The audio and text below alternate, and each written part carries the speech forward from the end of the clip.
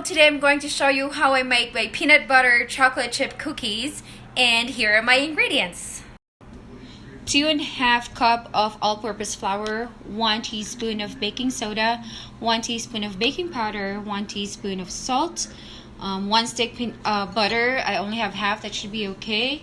3/4 cups of peanut butter, and then we have 1/2 cup of granulated sugar, 1 cup of brown sugar, 2 large eggs, plus an extra egg yolk, our chocolate chip cookies, 2 cups, and then 2 teaspoons of vanilla.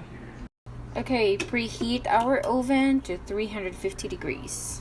And we're gonna whisk our dry ingredients, baking soda, baking powder, flour, and salt.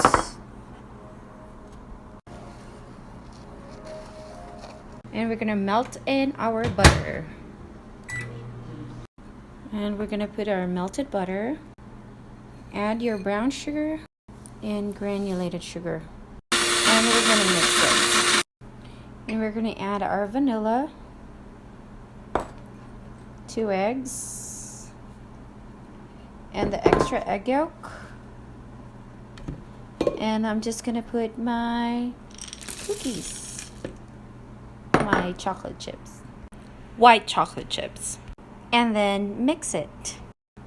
And then we're gonna add in our creamy peanut butter, and then I added 1/2 cup of oil since my butter is just half the stick.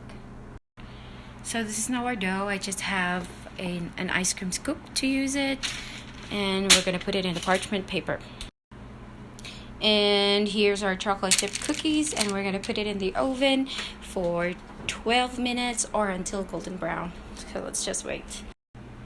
So here's after 12 minutes, it's already golden brown, so let's just set it here and wait until it cools down so we can enjoy. There you go.